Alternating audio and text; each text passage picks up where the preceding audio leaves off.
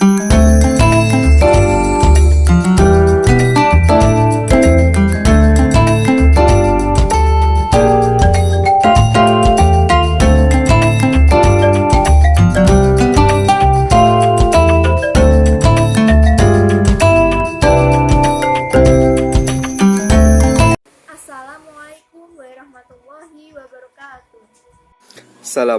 warahmatullahi wabarakatuh.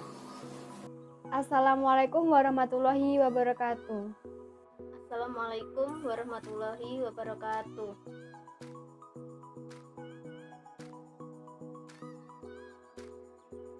Perkenalkan, kami dari kelompok 5 Manajemen Laboratorium yang beranggotakan yang pertama Martitania Orsita Putri Mustaqim, 2 Hamdan Irhamni, 3 Irma Yunitasari, dan 4 Lukman Novita. Kami di sini akan mempresentasikan mengenai keselamatan dan keamanan kerja laboratorium. Yang pertama kita akan membahas mengenai pengertian keamanan dan keselamatan kerja laboratorium. Apa sih yang dimaksud dengan keamanan dan keselamatan kerja laboratorium? Yaitu sebuah peraturan yang dibuat oleh pemerintah untuk menjamin suatu keselamatan dan keamanan dalam kita bekerja. Jadi ketika kita bekerja, melakukan pekerjaan entah itu di laboratorium ataupun di tempat kerja lainnya, kita sudah diberi jaminan oleh pemerintah dalam itu keamanan dan keselamatan. Tapi kita tidak boleh mengabaikan meskipun kita sudah ada jaminan dari peraturan pemerintah mengenai keamanan dan keselamatan kerja, tapi kita tidak boleh lalai akan memahami setiap peraturan yang ada dalam pekerjaan kita. Seperti kita masuk ke laboratorium, pasti kita akan diberitahukan peraturan yang ada di dalam laboratorium dan larangan-larangan yang tidak boleh dilakukan di laboratorium untuk menjaga agar tidak ada terjadinya kecelakaan dalam kerja laboratorium. Itu bukanlah kecelakaan yang disengaja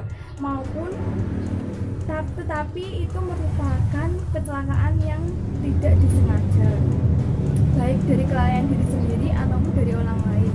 Sehingga kita semua itu harus ikut andil untuk menjaga keamanan dan keselamatan kerja di laboratorium untuk menghindari hal-hal tersebut. Keamanan dan keselamatan kerja laboratorium adalah kondisi sehat, kondisi aman dan selamat dalam melakukan pekerjaan di laboratorium. Yang selanjutnya akan menjelaskan mengenai perundang-undangan. Yang pertama, Undang-Undang Nomor 1 Tahun 1970 tentang Keselamatan Kerja. Undang-undang ini mengatur dengan jelas tentang kewajiban pimpinan tempat kerja dan pekerja melaksanakan kerja. Yang kedua, Undang-Undang Nomor 13 Tahun 2003 tentang Ketenagakerjaan. Undang-undang ini mengatur mengenai segala hal yang berhubungan dengan ketenagakerjaan, mulai dari upah kerja, jam kerja, hak maternal, cuti, sampai dengan keselamatan dan keamanan kerja atau K3. Yang ketiga yaitu Undang-Undang Nomor 23 Tahun 1992 tentang Kesehatan.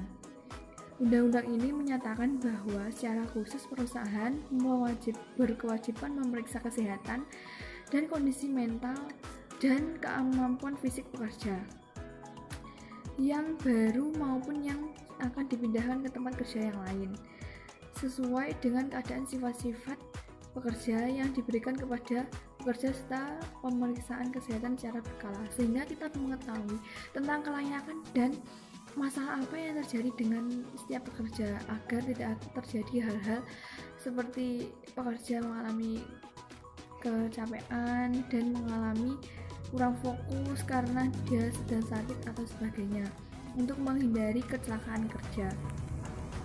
Berdasarkan Undang-Undang Jaminan Keselamatan dan Kesehatan Kerja itu diperuntukkan bagi seluruh pekerja yang bekerja di segala tempat yang berada dalam wilayah kekuasaan Republik Indonesia.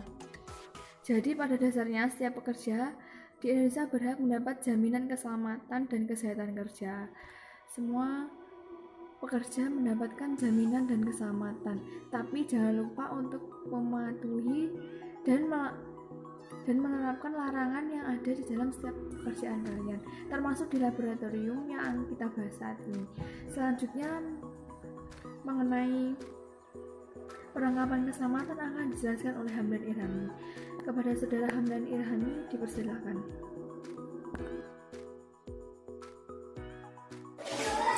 Memasuki pembahasan yang selanjutnya, yaitu tentang perlengkapan keselamatan. Perlengkapan keselamatan dibagi ke dalam dua kelompok. Yang pertama yaitu perlengkapan yang digunakan untuk melindungi diri dan alat-alat laboratorium saat terjadi sebuah insiden yang tidak wajar. Ada beberapa alat yang wajib ada dan wajib kita ketahui fungsi dan kegunaannya dan cara penggunaannya saat terjadi sebuah insiden. Yang pertama ada alarm kebakaran yang memberikan sinyal atau tanda ada sebuah kebakaran. Yang kedua ada alat pemadam kebakaran. Yang ketiga ada botol pencuci mata. Yang keempat ada pancuran keselamatan. Yang kelima ada pintu darurat. Dan yang terakhir ada selimut kebakaran. Beberapa alat tadi wajib kita ketahui bagaimana cara penggunaannya agar ketika terjadi sebuah insiden dalam laboratorium kita tidak panik dan bisa menanganinya dengan tenang. Yang kedua, perlengkapan yang digunakan sehari-hari bertujuan untuk melindungi diri dari zat-zat berbahaya yang memang sudah diketahui. Seperti yang kita ketahui bahwa di laboratorium terdapat banyak zat-zat berbahaya yang dapat membahayakan tubuh kita.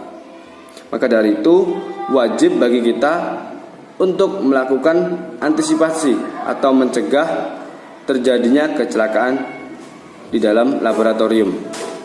Ada beberapa alat yang wajib kita kenakan di saat kita melakukan uji coba di dalam laboratorium. Yang pertama ada jas laboratorium yang digunakan untuk melindungi diri dari zat-zat kimia berbahaya. Yang kedua ada sarung tangan, berguna melindungi tangan kita dari zat-zat berbahaya. Yang ketiga ada pelindung mata yang bertujuan melindungi mata kita dari zat yang menyebabkan iritasi pada mata. Yang keempat ada respirator dan lemari uap. Yang kelima ada sepatu pengaman. Yang keenam ada layar pelindung. Dan yang ketujuh ada pelindung telinga. Alat-alat tersebut wajib kita ketahui penggunaannya karena dan tujuan penggunaan agar kita bisa mengantisipasi dan mencegah kecelakaan kerja dalam laboratorium. Materi selanjutnya yaitu tentang keamanan kerja di laboratorium.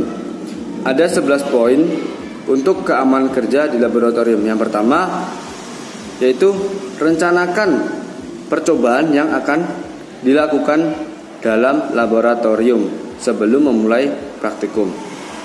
Yang kedua, gunakan peralatan untuk melindungi tubuh seperti jas lab, sarung tangan, kacamata, dan yang lain-lain. Ketiga, dilarang memakai sendal atau sepatu terbuka dan sepatu berhak tinggi.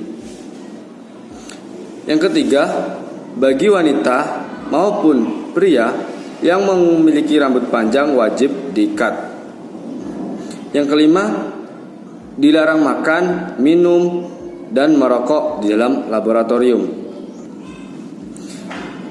Yang keenam, jagalah kebersihan meja praktikum. Jika basah, segera di lab. Dan yang ketujuh, hindari kontak langsung dengan bahan-bahan kimia.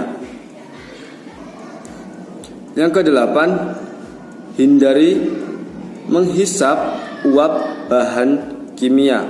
Yang kesembilan, bila kulit terasa terkena bahan kimia, janganlah digaruk agar tidak tersebar. Yang ke-10, pastikan bahwa keran gas tidak bocor ketika hendak menggunakan busen. Pastikan keran air dan gas selalu dalam keadaan tertutup pada sebelum dan setelah melakukan praktikum di dalam laboratorium.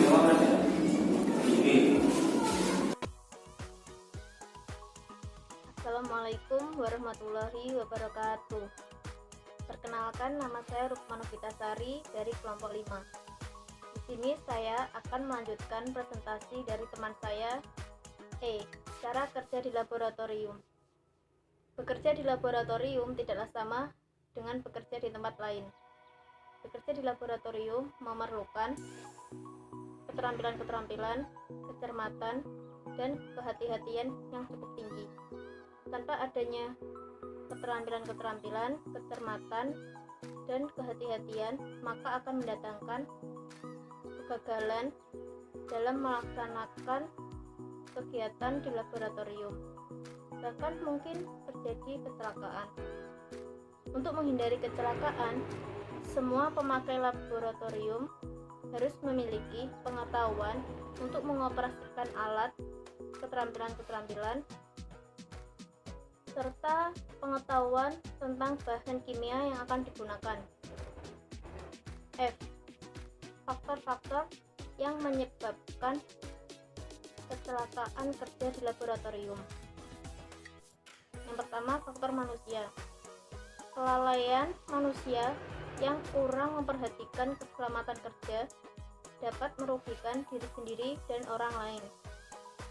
Kelalaian manusia juga terjadi karena belum memahami prosedur keselamatan kerja dengan benar.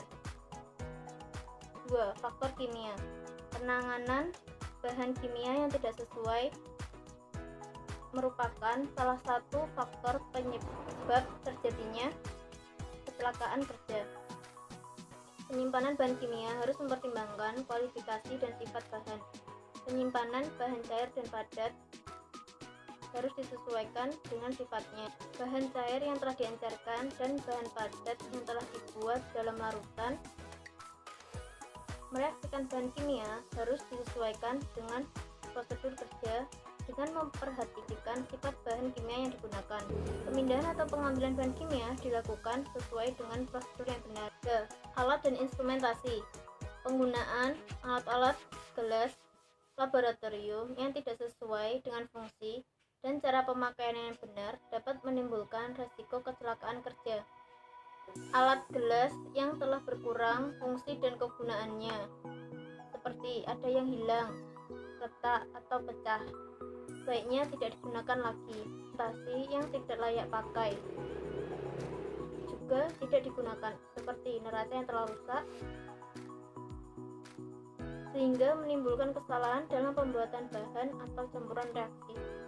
4. Sarana dan prasarana. Saluran air bersih harus tersedia dengan baik untuk keperluan kebersihan, penanganan kecelakaan sebagai pendingin, proses distilasi, dan untuk keperluan lainnya. Saluran listrik yang digunakan selalu diperiksa secara rutin dan harus dilengkapi pengontrol otomatis apabila terjadi hubungan arus pendek. Wassalamualaikum warahmatullahi wabarakatuh. Assalamualaikum warahmatullahi wabarakatuh. Nama saya Irma Yulitasari dengan NIM 207190098. Di sini saya akan melanjutkan presentasi dari Mbak Rukma Novitasari, yaitu dengan G. Penanganan kecelakaan dan H. Pencegahan kecelakaan laboratorium. Poin G. Penanganan kecelakaan.